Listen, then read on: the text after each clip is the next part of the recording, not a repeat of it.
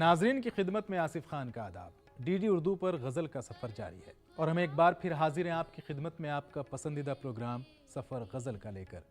तो तैयार हो जाइए गज़ल की अदबी, तहजीबी और सकाफ़ती दुनिया की सैर करने के लिए। दरो दीवार से आज़ाद अपना घर बनाता हूँ, हवा को ओढ़ता हूँ, खाक को बिस्तर बनाता हूँ। मुझे तदबीर और तकदीर दोनों पर भरोसा है, अमल को बादबां, तकदीर को लंगर बनाता हूँ। नाजरीन, अपने प्रोग्राम की गुज़िश्ता किस्तों में हमने आपको गज़ल के इर्तक़ा, फ़रोग़ और इसके रोज़ बरोज़ मकबूल आम होने के मुख्तलिफ पहलुओं से आगाह किया। आज हम जिक्र कर रहे हैं अपनी फ़िल्मी दुनिया का, जिसने गज़ल के फ़रोग़ में निहायत मौसर किरदार अदा किया। आज भी चाहे वो किसी एज ग्रुप का आदमी हो, जब पुराने जो हमारे फिल्मी गीत हैं, गाने हैं, नग़्मे हैं वो सुनता है तो उसके अंदर जो मौसीक़ियत है, जो एक विजदानियत है, एक जो एक रूह का एक कैफ़ है, वो आज की जदीद मौसीक़ी में। उसकी वजह क्या है? अगर आप इसका तज़किया करें तो पुराने ज़माने के फ़िल्मी नग़मात के अंदर शायरी और ख़ुसूसन गज़ल का बहुत बड़ा तसर्रुफ़ रहा है, बहुत बड़ा रोल रहा है। तो आज भी उसको उसी तरीके से एक्सेप्ट किया जाता है। आज भी गज़ल की शामें होती हैं, मौसीक़ी के अंदर लोग सुनना पसंद करते हैं और हर एज ग्रुप उसको सुनना पसंद करता है। तो मैं नहीं मानता कि गज़ल की मकबूलियत के अंदर कोई ज़वाल आया है, कोई गिरावट आई है। नाजरीन, फिल्म के पर्दे पर हीरो और हीरोइन के करीब आने, मोहब्बत को आगे बढ़ाने, एक दूसरे को पाकर खुश होने के एहसास, मोहब्बत के उरूज से वाबस्ता जज्बात को गज़ल के तवस्सुत से बहुत सी फिल्मों में पेश किया गया।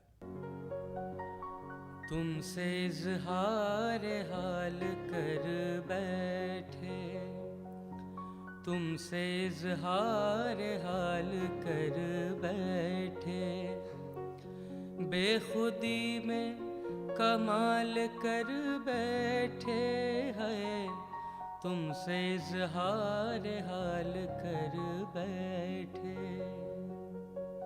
नाज़रीन, फिल्मी गज़लों में शायरों या नग़मा निगारों ने हर वो रंग बखूबी पिरोया जो ज़िंदगी में शामिल है।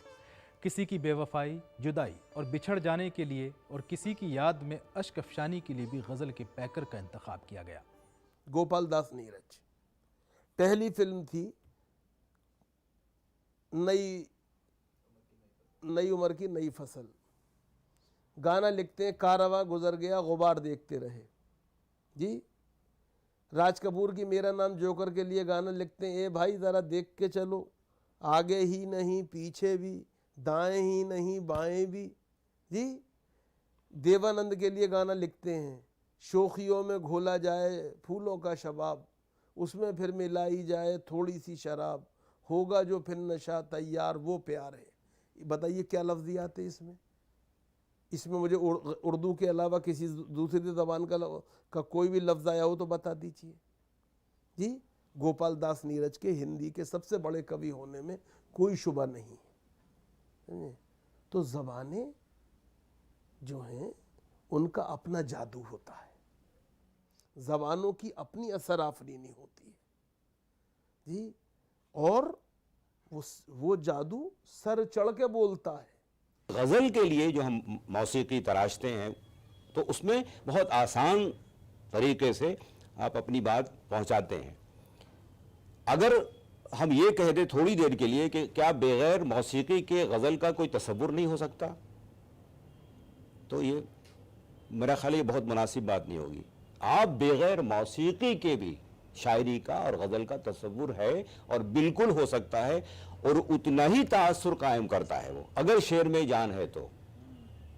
हमने चूंकि ऐसा कर दिया कि गज़ल को मौसीक़ी से जोड़ दिया है, उसके बग़ैर उसका तसव्वुर नहीं हमारे यहाँ है, इसीलिए हुआ ये कि जो मीर तकी मीर की गज़ल थी, जो गालिब की गज़ल थी, जो इकबाल की गज़ल थी, जो शोराए कराम की गज़ल थी, वो अब जगजीत सिंह के नाम से मंसूब हो गई। नाज़रीन, आपने ख़ास बात पर ज़रूर गौर किया होगा और वो ये है कि फ़िल्मों की शायरी में उर्दू ज़बान के हुस्न को बरकरार रखने की पूरी कोशिश की गई और शायरी की अक़दार का भी पूरा ख्याल रखा गया। बाद में ज़रूरतों के तहत गज़ल के बतन से ही गीतों की शक्ल में बयान या शायरी का आगाज़ हुआ। शुरू में जो वाक़े पे मबनी नग़्मे लिखे गए उनमें थोड़ा सा शायरी का एक शिकवा रहा, लेकिन उसके बाद हम देखते हैं आज के जो नग़्मे आ रहे हैं उनमें भी कहीं ना कहीं शायरी है। और एक बड़ा तबका मसलन तरक्की पसंदों में भी ख़ुद कैफ़ी की बाज़ गज़लें हैं ये चिराग बुझ रहे हैं मेरे साथ जलते जलते। मिसरा ज़रा आप देखिए, ये आज भी गुलजार जो लिख रहे हैं, उंगलियों में पहन लो ये रिश्ता और वादा करो। मेरे ख्याल से आप ये देखें इसकी जो इमेजरी है, जैसा भी हो, या आज भी जावेद अख्तर के बाज़ मिसरे जो तशबीहात का भी उन्होंने नगमों में सिलसिला जारी रखा। नाजरीन, ऐसी कई फिल्में हैं जो आज भी सिर्फ इसलिए याद की जाती हैं कि उनमें उर्दू शायरी या यूं कहें कि गज़ल का फ़न अपने कमाल को जा पहुंचा। सबसे ज़्यादा इस वक्त मुझे याद आ रहे हैं, चूँकि अभी हमारे दरमियान हमारी बज़्म से उठे हैं, शहरयार साहब। शहरयार ने गज़लों में को फ़िल्मों से जोड़ा, और उमराव जान में भी जो गज़लें लिखी या गबन में जो गज़लें उन्होंने लिखी, उसमें उन्होंने गज़लों के मेयार को फ़िल्मों में भी जाने नहीं दिया। मसलन कभी किसी को मुकम्मल जहाँ नहीं मिलता, कहीं ज़मीं तो कहीं आसमां नहीं मिलता, और जिसे भी देखिए वो अपने आप में गुम है, ज़बां मिली है मगर हम ज़बां नहीं मिलता। बताइए, क्या ये गज़ल की जो अपनी कैफियत होनी चाहिए, जो गज़ल के अपने इस्तिआरे होने चाहिए, उससे कहीं से ये कमज़ोर हैं? फिल्मी दुनिया ने उर्दू गज़ल की मकबूलियत को उर्दू दांत तबके की हदों से आगे ले जाने का काम बहुत कामयाबी के साथ किया, और एक दौर वो भी आया जब मुल्क भर के अवाम ऐसे लफ्ज़ भी गुनगुना कर खुश होने लगे जिनका मतलब उनकी समझ में नहीं आता था। तो मुझे तो लगता है कि फ़िल्मों के ज़रिए से गज़ल की मकबूलियत में एक काफ़ी इजाफ़ा हुआ, बल्कि जो टेलीफिल्म भी आई या छोटी छोटी फ़िल्में भी आईं, उनके ज़रिए से गालिब की वो गज़लें जो फ़िल्मों के ज़रिए से पहुंची हैं, या मीर के वो अशार जो आवाम तक पहुंचे हैं, पत्ता पत्ता बूटा बूटा हाल हमारा जाने है, जाने न जाने गुल ही न जाने बाग तो सारा जाने है, या गालिब के वो वाले अशार जो आवाम में जो बच्चे बच्चे पढ़ते हुए नज़र आते हैं, वो गालिब और मीर उन शेरों से जितना आवाम तक पहुँचे हैं, उनमें कहीं ना कहीं आपके कैमरे का ज़रूर कोई ना कोई रोल रहा है, फ़िल्मों का ज़रूर रोल रहा है। तो नाजरीन, आइए आज आपकी मुलाकात कराते हैं आज के दौर के मशहूर शायर जनाब जौहर कानपुरी से। जौहर कानपुरी आज हिंदुस्तानी मुशायरों का ऐसा नाम बन गए हैं जिनकी शमूलियत किसी भी मुशायरे की कामयाबी की ज़मानत समझी जाती है। लहजे की घनगरज और अल्फाज के ज़ेरो बम, शेर ख़्वानी के मुनफरिद अंदाज ने उनको आज मकबूलियत की उन बुलंदियों पर पहुंचा दिया है जहां पहुंचना किसी भी शायर का ख्वाब हो सकता है। जौहर कानपुरी अपने अशार के ज़रिए आमिरों और जाबिरों की आंखों में आंखें डालकर गुफ्तगू करते हैं। वो गज़ल की कदीम अलामात और रिवायात को निभाते हुए आज के समाज में फैली बुराइयों पर तंज करते हैं, लेकिन जब वो महबूब से गुफ्तगू करते हैं तो उनके लहजे में वही नरमी होती है जो एक महबूब की शाया निशान है। नाजरीन, जौहर कानपुरी का शुमार आज के दौर के मसरूफ़ तरीन शायरों में किया जाता है। आइए उन्हीं से जानते हैं कैसे उन्होंने शायरी के सफ़र का आगाज़ किया। ये मुझे खुद नहीं मालूम कि मैं कब इस तरफ राग़िब हो गया और कब मुझ में एक शायर पैदा हो गया और शायरी की तख्लीक़ होने लगी। मेरे ठीक से तो मुझे याद नहीं है, लेकिन मेरा बहुत ही बचपन का ज़माना था कि मैं ये देखता था कि उस वक्त अदब का मामला ये था कि गली गली में नशिस्तें हुआ करती थी, महल्लों महल्लों में शेरी नशिस्तें कायम हुआ करती थीं और बड़ी दिलचस्पी से लोग सुना करते थे। तो उससे क्या है कि ज़ौक़ जो नई नस्लें थी, जैसे हम लोग उस वक्त ये नशिस्त है तो हमारे घर में भी नशिस्तें हुआ करती थीं, तो शायरों को चाय पिलाने में अपनी इज्जत समझते थे और सादा समझते थे। तो उससे धीरे धीरे धीरे धीरे कब हम में ये चीज़ पैदा हुई, ये शऊर पैदा हुआ कि हम भी शेर कहें, हमें खुद नहीं पता, लेकिन एक टाइम आया कि हम कुछ टूटा फूटा कहने लगे और शेर कहने लगे। एक इसको शौक़ कह लीजिए कि धीरे धीरे ये शौक़ बढ़ता गया और शायरी की तख्लीक़ होती गई। जौहर कानपुरी उन चंद शायरों में से हैं जिनको अपने वालिद की तरफ से पूरा ताउन मिला।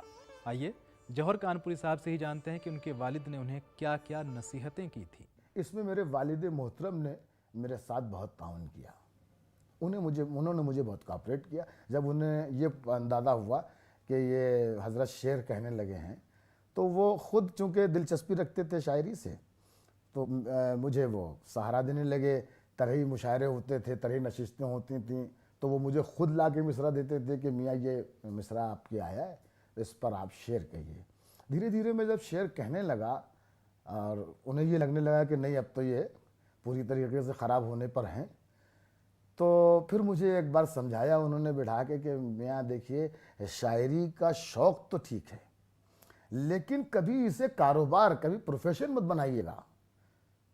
तो वो बात मेरे जहन में थी, मैंने कहा नहीं, और मैंने वो सोचा भी नहीं था कि कभी मैं यहाँ पर आऊँगा और प्रोफेशन होगा मेरा ये कारोबार होगा या इतना मसरूफ़ हो जाऊंगा मैं मुशायरों में, कभी ये जहन में भी नहीं आया। कब ये सोच के तो शायरी तो यूं ही आ गई, अब भी शायरी करने लगा।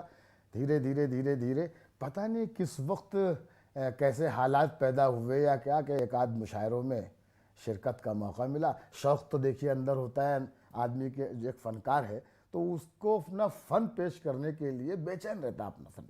तो कहीं ना कहीं ये मुझ में भी होगा, लेकिन इस हद तक नहीं।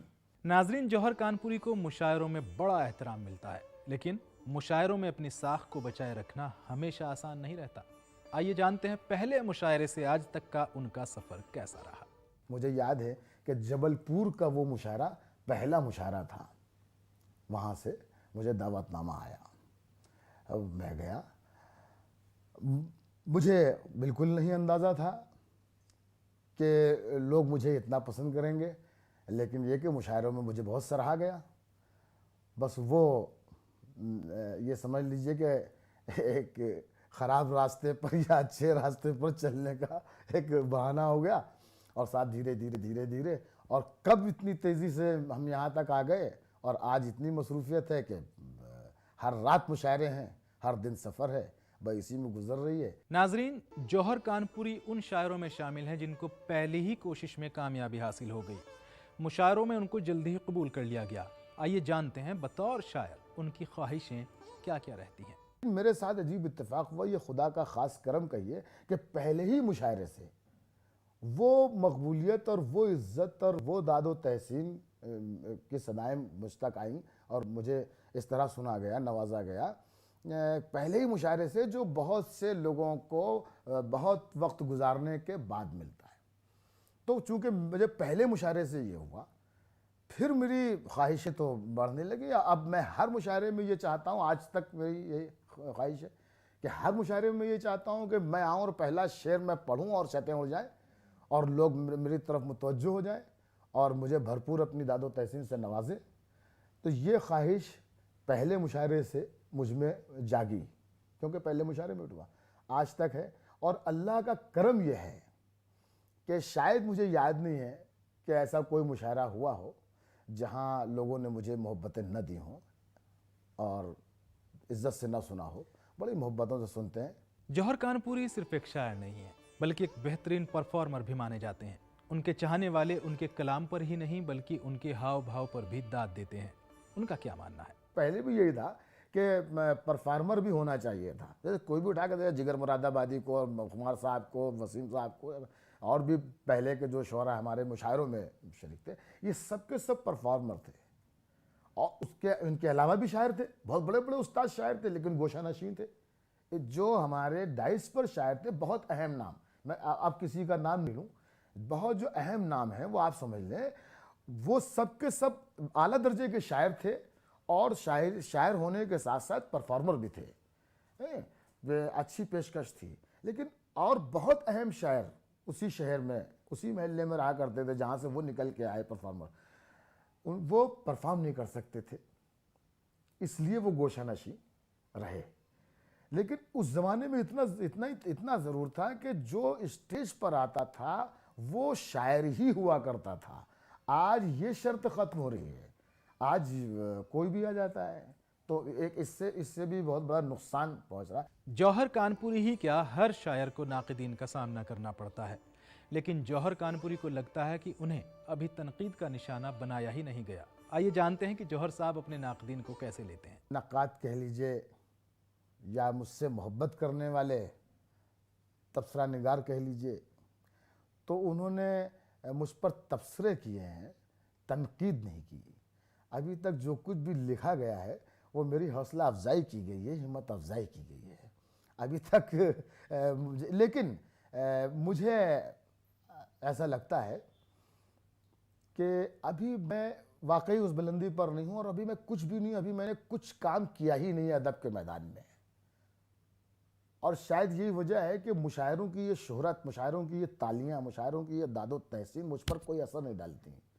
मैं जिस वक्त मुशायरे पर माइक पर आता हूँ उस वक्त तो मैं ये चाहता हूँ कि इस वक्त मजमा जो है वो पूरी तरीके से बेदार रहे, और एक सदाएं हम तक हम कानों में आती रहें, वाह वाह की जाता। लेकिन माइक से हटने के बाद मुझ पर ऐसा कोई असर नहीं होता कि अब मैं आज का बहुत हिट्स बहुत कामयाब शायर हूँ या माइक से हटने के बाद मैं एक नॉर्मल सा इंसान हो जाता हूँ और एक बहुत ही छोटा सा शायर अपने आप को तस्वुर करता हूँ। बल्कि शायर भी अभी तस्वुर नहीं करता, मैं तो समझता हूँ कि अभी तो शायरी मैंने शुरू नहीं की है, कब शायरी शुरू होगी अल्लाह बेहतर जाने। और नाजरीन आइए अब गुजारिश करते हैं जौहर कानपुरी साहब से कि वो अपनी एक गज़ल हमें सुनाएं। ये गज़ल का मतलब है कि ऐसा नहीं कि अपना बुरा वक्त कट गया, ऐसा नहीं कि अपना बुरा वक्त कट गया, खुददारी जाग उठी तो दामन सिमट गया। ऐसा नहीं कि अपना बुरा वक्त कट गया, खुददारी जाग उठी तो दामन सिमट गया। बस्ती के एक बुजुर्ग की मैयत को देखकर, बस्ती के एक बुजुर्ग की मैयत को देखकर मैं अपने बूढ़े बाप से जाकर लिपट गया। बस्ती के एक बुजुर्ग की मैयत को देखकर मैं अपने बूढ़े बाप से जाकर लिपट गया। एक तुम कि तुमने बांट दिया खानदान को, एक तुम कि तुमने बांट दिया खानदान को, एक मैं के खानदान के लोगों में बट गया। एक तुम के तुमने बांट दिया खानदान को, एक मैं के खानदान के लोगों में बट गया। मैं कब मरा हूँ मैं तो अभी तक दुखों में हूँ, मैं कब मरा हूँ मैं तो अभी तक दुखों में हूँ। वो जिस्म था जो रेल की पटरी पे कट गया। मैं कब मरा हूँ मैं तो अभी तक दुखों में हूँ, वो जिस्म था जो रेल की पटरी पे कट गया। दैरो हरम ही क्या ये सभी दर उसी के हैं, मंदिरों मस्जिदी क्या, इस दैरो हरम ही क्या ये सभी दर उसी के हैं। वो एक नाम सैकड़ों खानों में बट गया। बहुत बहुत शुक्रिया। नाजरीन जौहर कानपुरी साहब की इस गज़ल के बाद आइए अब चलते हैं महफिल सुरताल में और सुनते हैं जौहर साहब की गज़ल के चंद अशार। दिल दुखा कर आज़मा कर या रुला कर छोड़ना, दिल दुखा कर आज़मा कर या रुला कर छोड़ना। हमने सीखा ही नहीं, हमने सीखा ही नहीं अपना बना कर छोड़ना। दिल दुखा कर आज़मा कर या रुला कर छोड़ना।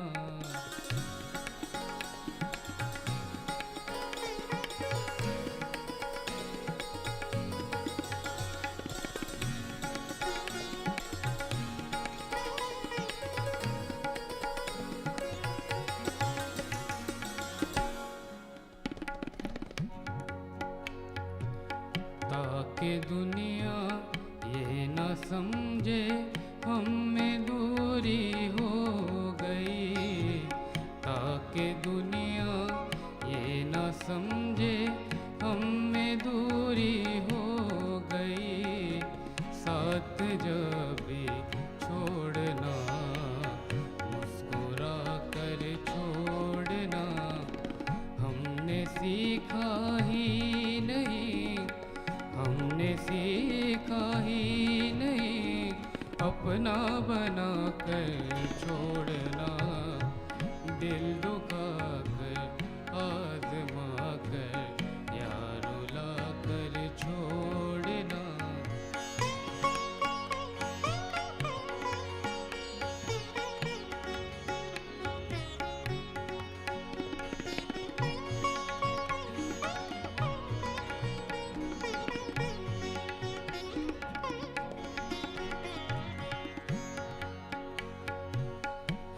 तरीके और भी मुझसे बिछड़ने के लिए हैं, तरीके और भी मुझसे बिछड़ने के लिए। क्या ज़रूरी है कोई, क्या ज़रूरी है कोई तोहमत लगा कर छोड़ना। हमने सीखा ही नहीं, हमने सीखा ही नहीं अपना बना कर छोड़ना। दिल दुखा कर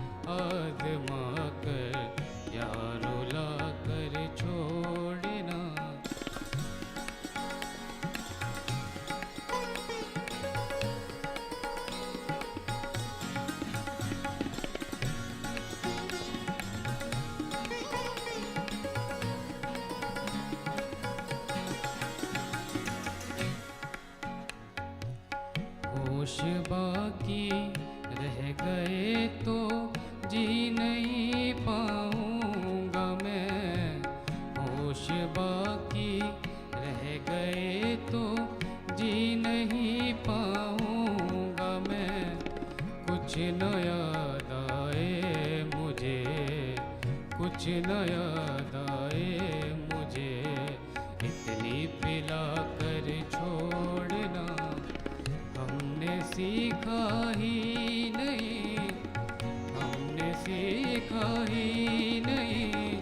अपना बना कर छोड़ना, दिल दुखा कर आजमा कर या रुला कर छोड़ना हमने सीखा ही नहीं, हमने सीखा ही नहीं।